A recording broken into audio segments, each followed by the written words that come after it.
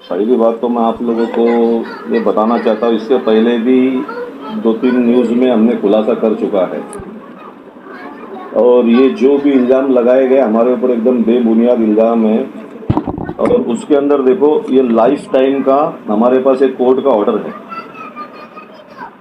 यहाँ पर जो हम बैठे हैं ना, तो ये हमारी जगह है। हमने कोर्ट ने हमारे को ऑर्डर किया है इसमें यहाँ बैठने के लिए। अगर सामने वाले के पास इस तरीके का कोई भी डॉक्यूमेंट्स, कोई भी दस्तावेज है, तो उसने अगर साफ आपके न्यूज़ पे बताने का। अभी उसने आपके न्यूज़ पे एक झूठी इन्फॉर्मेशन दी है कि हाई कोर्ट का और सुप्रीम कोर्ट का हमारे पास ऑर्डर है एफआईआर करने के लिए। एफआईआर करने के लिए ऐसा कोई भी ऑर्डर नहीं है। और एफआईआर का जो मामला है, और ये जो एफआईआर जो उसने बोल रहा है, जो एफआईआर हुई है, देखो एफआईआर में ऐसा है ना, एफआईआर झूठी साबित हुई है, उसमें बी फाइनल हो गया है। एफआईआर झूठी साबित हुई थी कैसे? ये एफआईआर झूठी साबित हो गई है, इसमें भी फाइनल हुआ है। इम्तियाज सिकंदर से कंप्लेंटर है इसमें। ये उसकी कॉपी है, मैं आपको दे दूंगा। एफआईआर में ऐसी क्या बात थी जिसमें एफआईआर झूठी साबित हुई? एफआईआर का कैसा था मालूम है क्या? देखो, हमको तो मालूम नहीं है। पहली बात तो उन्होंने ऐसा बताया क्या, वो ग्रीनलैंड वाले ने फ़ोन करके बोला है कि यहाँ पर कुछ सामान चोरी हुआ। ग्रीनलैंड वाले तो एफिडेविट दिया है कि ऐसा कुछ भी यहाँ पर ऐसी कोई घटना घड़ी नहीं है, वो झूठी है।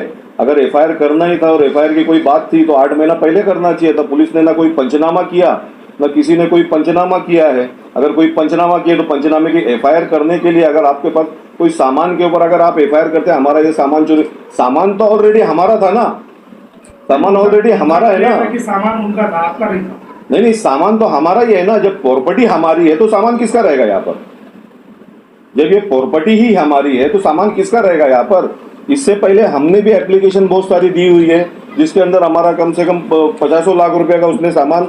अभी ये देखो 50 लाख रुपया का उसने, ये देखो 50 लाख रुपया का उसने यहाँ पर इंजन, बहुत सारे सामान थे, बहुत सारे शेड थे। 50 लाख रुपया का उसने सामान चोरी करके भंगाड़ वाले को कटिंग कर करके बेचा है उसने। हाँ, इसमें हमने एप्लीकेशन दिया था, पुलिस ने उसका इंक्वायरी करके कोई भी मामला दर्ज किया नहीं। ये उसके पहले की देख लो, मेरे पास ऐसी कम से कम 10 एप्लीकेशन है। अब वो किसके प्रेशर में पुलिस ने झूठा गुना दाखिल किया, हमारे को उसके बारे में मालूम नहीं। लेकिन जो भी कानून की बात है उसको कानून से जवाब देंगे इंशाल्लाह। सुनो ना, ऐसा उनका आरोप है, फिर उस मामले पहली बात तो सुनो ना, ये जो है ना, ये झूठ बात है ना। यहाँ कारपोरेशन का कोई मामला, अगर कारपोरेशन की गाड़ियाँ उसके पास थी तो कारपोरेशन का वर्क ऑर्डर उसने बतावे, जो टेंडर लिया था टेंडर का वर्क ऑर्डर बतावे। और अगर 2022 से, अगर 21 से गाड़ी थी तो 2022 से 21 से तो वो उसके ताबे में थी ना गाड़ी। अब वो उसके अंदर बता रहा है कि 8 लाख का इंजन ये बिकता है अपना सामान, तो वो उसको कीमत पता है ना। अब हमको तो गाड़ी की ABCD मालूम नहीं है, तो हमको कैसा पता चलेगा? अगर इतने साल से उसके ताबे में गाड़ी थी तो उसका सामान भी उसी ने बेचा होगा ना। अब उसको गाड़ी का सामान तो हमको तो पता नहीं है कि गाड़ी का सामान कितने में बिकता है, कितने में आता है, उसके बारे में तो हमको तो कुछ पता नहीं है ना। लेकिन इसके अंदर एक पॉलिटिक्स ऐसी हुई है, क्योंकि कुछ दिन पहले मेरे को रवि यादव साहब ने फ़ोन किया कारपोरेशन के, और वहाँ पर प्रभाग अधिकारी थे अपने मकसूम साहब। तो इन्होंने मुझे फ़ोन करके बुलाया और फ़ोन करके मुझे ये बोला गया, क्या बोले, यहाँ पर आमदार पूरब के आमदार रईस शेख साहब का फ़ोन आया, आपके खिलाफ कार्रवाई करने के लिए बोला है, और वहाँ पर जो शेड बना है वो तोड़ने के लिए बोला है। तो मैं बोला आप झूठ बोल रहे हो? तो बोले नहीं, अब मैं जिम्मेदारी से बोल रहा हूँ कि रईस शेख का फ़ोन आया है। तो बोला ठीक है भाई, मैं काम रोक देता हूँ।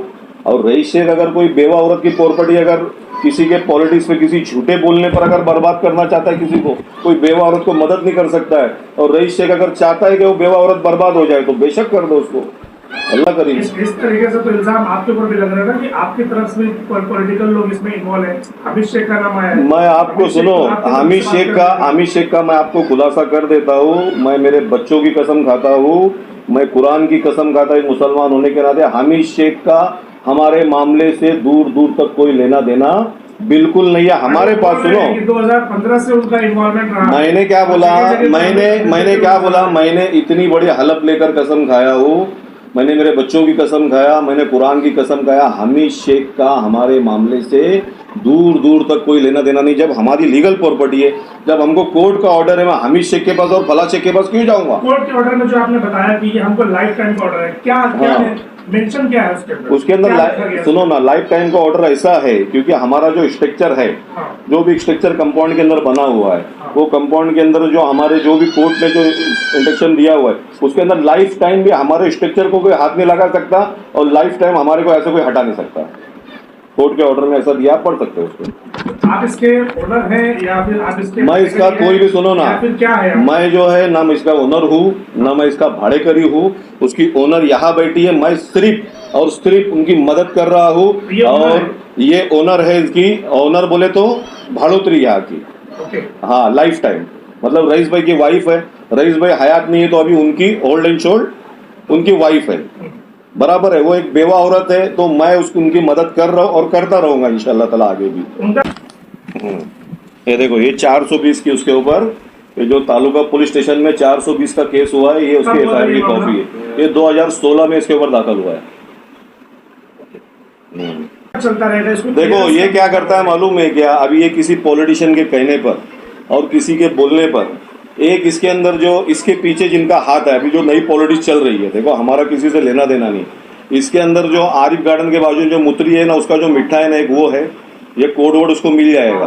और एक तीसरा खिस्सा है नए गांव का, एक वो है, और एक रामू हाथी है दरगाह रोड का। ये तीनों लोगों ने मिलकर ये, और ये तीनों को मेरा मैसेज पहुंच जाएगा, मैं किसका नाम लेना चाहता हूँ, अगली बार खुलकर लूंगा।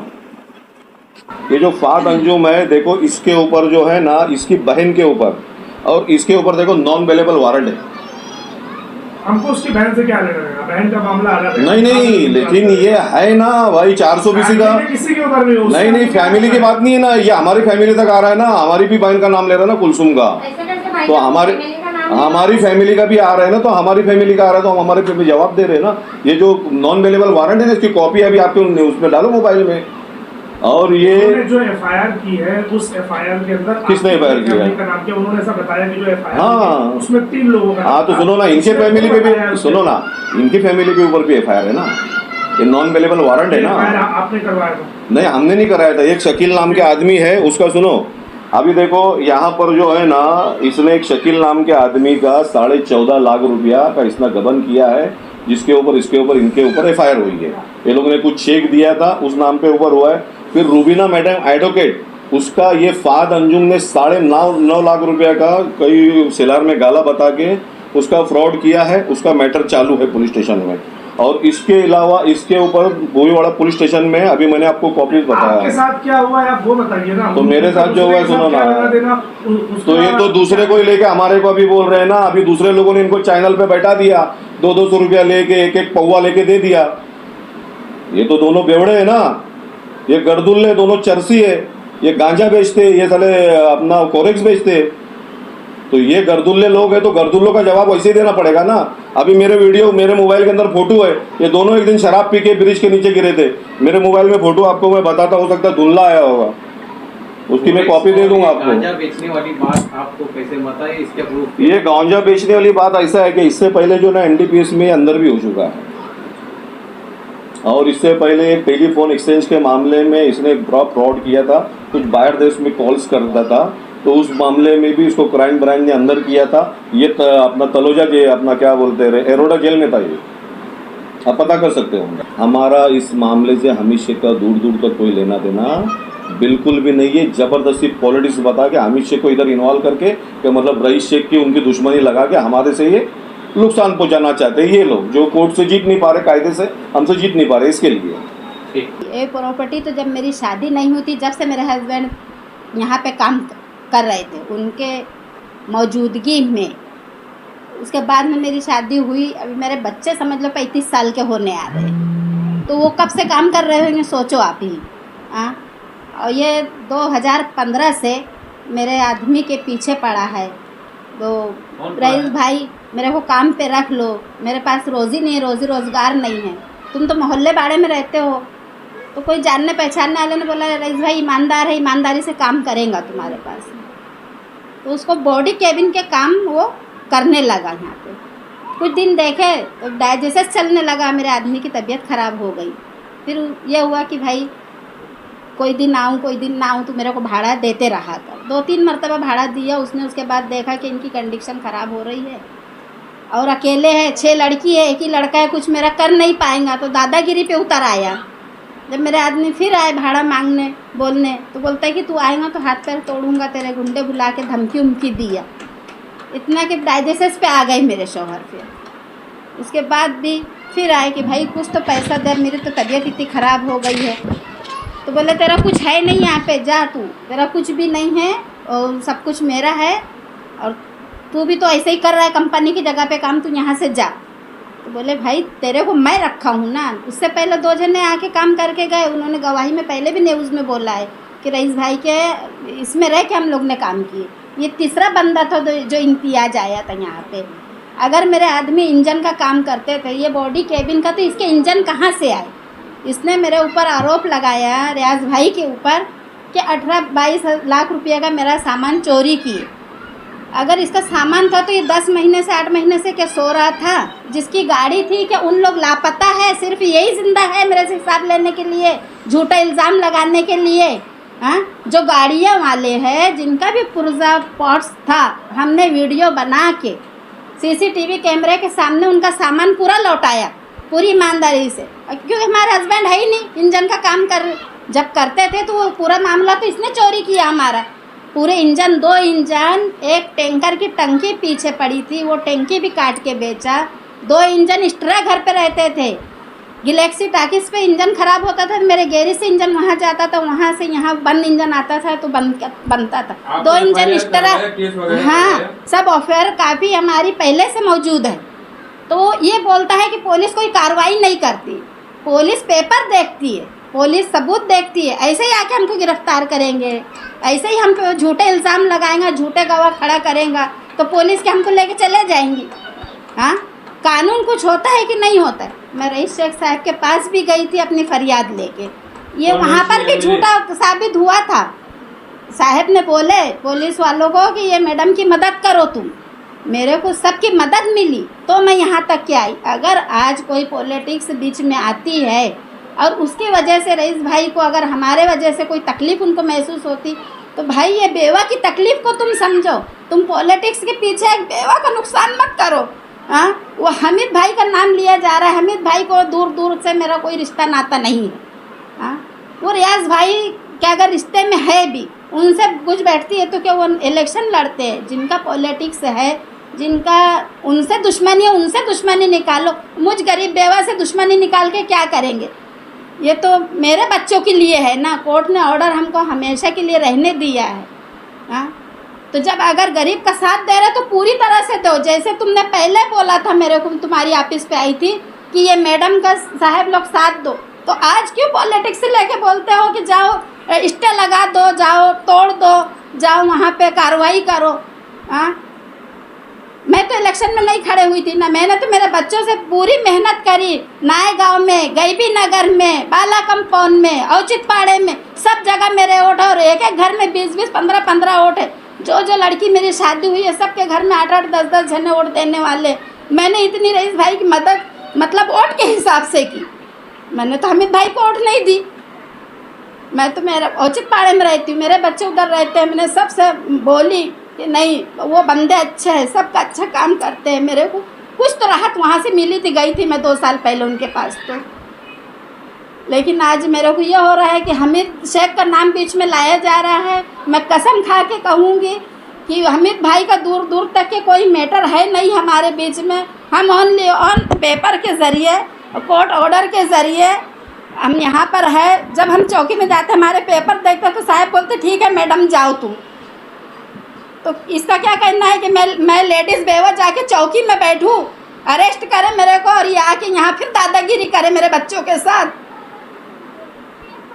हाँ, मेरा आदमी जब 40 साल से यहाँ काम कर रही है, आज 25 साल का लौंडा मेरे को बोलता है कि मेरे बाप का है, तो अभी फिर मुँह से कुछ भी निकलेगा। फाइनली अब आपकी मांग क्या है? फाइनली हमारा है, हमको ऑर्डर में हुआ है, अगर कोर्ट से कोई ऑर्डर आता है तो हम भाई कोर्ट के ऑर्डर को मानने तैयार है ना। ये झूठे इल्ज़ाम लगाता है हम पर, ऐसा कोई बुनियाद नहीं, बेबुनियाद पूरे इल्ज़ाम है। उसके पार्ट से के भाव वो जान सकता। अगर म्यूनसिपाल्टी का टेंडर इसके पास है 25 गाड़ी का, तो वो टेंडर के पावती बताए। और जब से मैं आई हूँ बड़ी गाड़ी का कोई यहाँ काम चालू है नहीं, कोई मैकेनिक मेरे पास बड़ी गाड़ी का नहीं है, किसी से कोई कांटेक्ट नहीं है। मैंने छोटी गाड़ी के लिए काम चालू किया यहाँ पे। जैसे कि म्यूनसिपाल्टी से रियाज भाई को कॉल आया था, बोलने लगे कि रियाज भाई आप आओ, बात करना है। तो अब वो सर का नाम तो रियाज भाई मैं तो भूल भी जाती हूँ जल्दी से, मकसूम नाम है। तो वो बोलने लगे प्रभाग अधिकारी कि रियाज भाई रईस भाई का फ़ोन आया था कि वो तुम जो काम कर रहे हो अनलीगल काम है, वहाँ पे वो काम पे रोक दो और वहाँ जाके कार्रवाई करो। तो वो कुछ रियाज भाई का काम नहीं वहाँ चालू है, ये तो मुझ बेवा के लिए वो खड़े हैं बंदे। मेरी तो रूम इनके लिए दुआ देंगे और जो मेरा साथ देगा, नहीं तो ये फ़कीर का साथ देने वाला अगर दे तो शायद कि मेरी हाय लगे हूँ, चाहे वो जो ओहदे पे इंसान हो। अगर तुम बुरा नहीं अच्छा नहीं करते तो मेरा बुरा भी मत करो। अगर जो कोई कार्रवाई अगर रईस शेख साहब के कहने से म्यूनसिपाल्टी वाले मेरे घर पे नुकसान पहुंचाएंगे तो उसके लिए मैं क्या बोलूं। मुझ गरीब को सता के, बेवा को सता के, परेशान करके आपको क्या मिलेगा? आपको अल्लाह ताला का बहुत कुछ मिला हुआ है, ओहदा है आपके पास, सब कुछ आपके पास है। और अल्लाह ताला बुरा करने वाले को भी सलामत रखे। मैं तो बुरा नहीं बोलूँगी। मेरा नुकसान अगर ना करवाओ रईस भाई, मेरा नुकसान मत करवाओ बेवा का। अगर करवाते हैं तो मैं ये समझूंगी कि आपके साहब को तुमने फ़ोन किया था और उन्होंने मेरा नुकसान करे, तो आपने नुकसान किए मेरा, आप रहेंगे।